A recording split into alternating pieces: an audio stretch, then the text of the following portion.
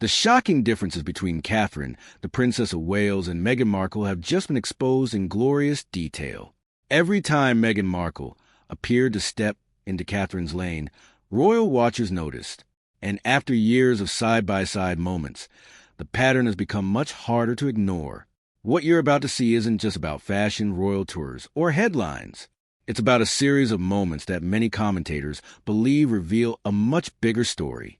And it all started with a wedding, May 19, 2018, St. George's Chapel, Windsor.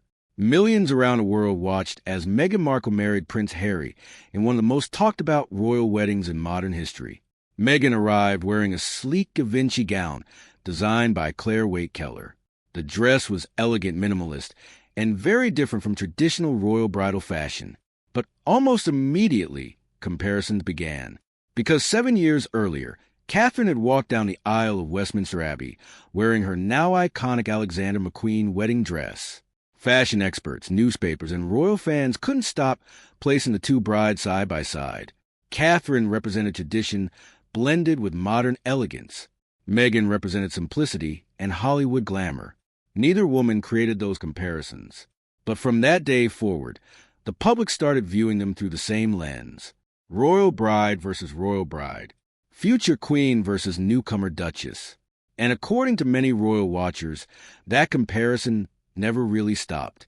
Over the next several years, every major Meghan moment seemed to be measured against Catherine. Coincidence? Or something more? Some commentators began using a word that would follow the story for years. Fixation, not jealousy, not competition. Fixation. Years later, royal commentators, including Kinsey Schofield, Tom Quinn, and others would all use remarkably similar language when discussing the relationship between Meghan's public image and Catherine's. But before we get to that, another royal event would fuel the conversation even further. October 2018, Princess Eugenie's wedding. The spotlight should have belonged entirely to Eugenie and Jack Brooksbank. Instead, reports later emerged that Harry and Meghan had privately shared news of Meghan's pregnancy with family members during the wedding celebrations. 3 days later, the pregnancy became public. Supporters argued there was nothing wrong with sharing happy family news. Critics believe the timing overshadowed Eugenie's big day. Whether intentional or not, another royal event suddenly included a Sussex headline. And for many royal watchers, it became another example of a pattern they thought they were beginning to see. One royal woman's major moment. Another Sussex headline appearing nearby. The debate only grew louder. Then came one of the most controversial stories in modern royal history. A bridesmaid dress fitting, a disagreement, and two completely different versions of what happened. For years, one question dominated royal discussions. Who made who cry? And the answer would become one of the biggest royal controversies of all. In the next part, we'll uncover the bridesmaid drama that exploded across the world, the Oprah interview revelation, and the surprising account that claimed both Meghan and Catherine left the argument in tears. The bridesmaid dress argument became one of the most famous royal disputes of the modern era. But years later, a surprising insider account suggested that neither side had been telling the full story. In 2018, reports emerged claiming Meghan had made Catherine cry during preparations for the royal wedding. For years, that version dominated headlines. Then came Meghan's 2021 Oprah interview. There, Meghan presented a completely different story. According to Meghan, it was Catherine who made her cry. She also claimed Catherine later apologized with flowers and a handwritten note. Suddenly, the public was left with two completely different versions. Who was telling the truth? The controversy became a symbol of the growing divide between supporters of both women. Books, documentaries, interviews, and royal commentators all weighed in. Each side had defenders. Each side had critics. Then years later, author Tom Quinn published a fascinating claim. According to a Kensington Palace staff member quoted in his book, the reality was much more complicated. The source claimed that both women became emotional during the disagreement. Both reportedly said things they later regretted, and both ended up crying. If true, the story wasn't about a villain and a victim. It was about two women under extraordinary pressure during one of the most stressful weeks imaginable. But by then, public opinion had already hardened. The controversy had become bigger than the actual argument itself. Meanwhile, another comparison was beginning to form. September 2019, Meghan guest-edited British Vogue's famous September issue. The project was called Forces for Change. It focused on influential women activism and social issues. The issue became one of the fastest-selling editions in the magazine's history. Many viewed it as a major success. But royal watchers noticed something else. Meghan was using media, storytelling, and public influence to shape conversations. Then, only months later, Catherine launched her own large-scale public project. And once again, comparisons began. May 2020, the United Kingdom was facing the COVID pandemic. Catherine launched Hold Still, a nationwide photography initiative documenting life during lockdown. The project encouraged ordinary people to capture moments from one of the most challenging periods in modern history. Thousands participated. The resulting images became a powerful historical record. Supporters praised Catherine's focus on community and service. And once again, observers noticed a familiar overlap. Two royal women, two major public projects, both centered around storytelling and public engagement, but delivered in very different ways. For some, the similarities were impossible to ignore. For others, they were simply examples of modern royals finding meaningful ways to connect with the public. The debate continued. Then came January 2020, the moment that changed everything. Megxit. And it was during this period that the word fixation began appearing more frequently among royal commentators. But why? In Part 3, we'll reveal why some royal experts started using that controversial word, how Meghan's departure from royal life changed public perception, and a health crisis that transformed Catherine's image forever. By 2020, Meghan and Harry had stepped away from royal duties. But the comparisons with Catherine didn't disappear. In many ways, they became even stronger. The Sandringham Summit became one of the most important meetings in royal history. Queen Elizabeth personally gathered senior family members to discuss Harry and Meghan's future. Soon, the term Megxit was everywhere. For supporters, it represented freedom. For critics, it represented rejection of royal duty.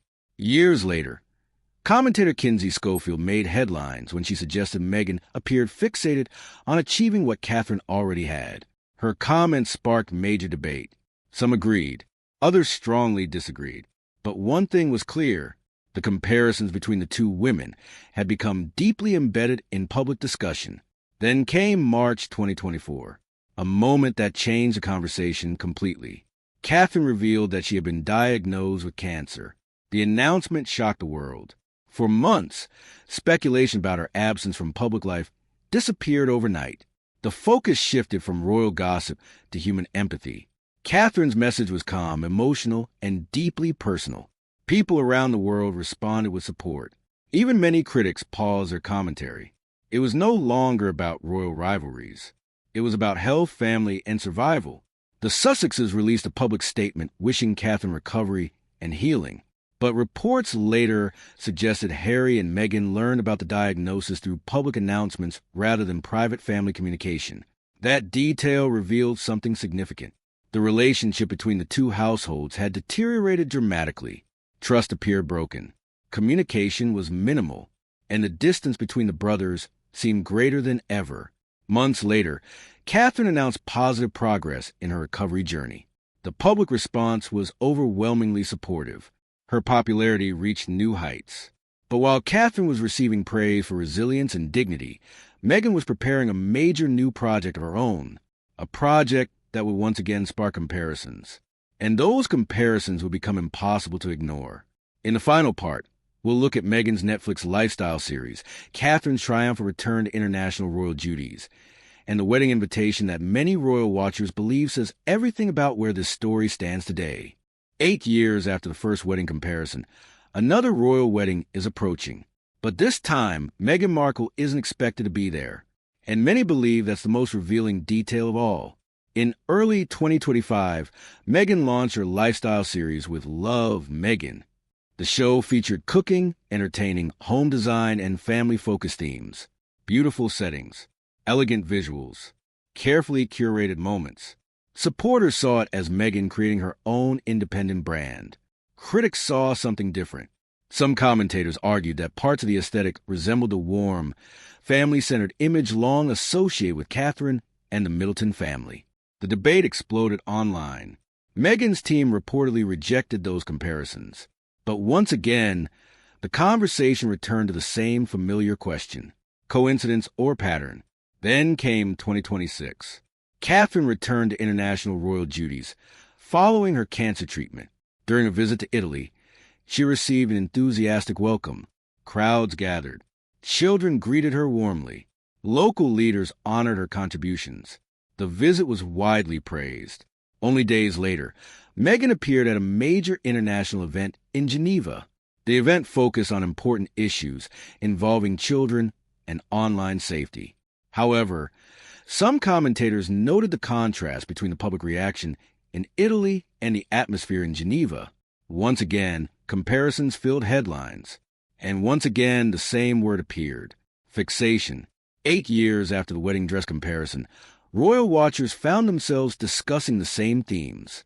Then came the final detail: a new royal wedding. Peter Phillips and Harriet Spurling. According to reports, Harry and Meghan were not expected to attend. And for many observers, that fact carried symbolic weight. The first major comparison began with Meghan entering a royal wedding as a bride. The latest chapter involves a royal wedding where she reportedly won't be present at all. Whether you believe the comparisons are fair or unfair, one fact is impossible to ignore. For 8 years, Meghan and Catherine have remained linked in the public imagination. Wedding dresses, family disputes, projects, tours, media coverage, and endless comparisons. The question remains the same. After all these years, what are we really looking at? Coincidence? Competition? Or something else entirely? Drop your verdict in the comments below. After 8 years of headlines, comparisons, and royal drama, what do you see? Coincidence, ambition, or fixation? Don't forget to like, subscribe, and share for more royal stories and exclusive breakdowns.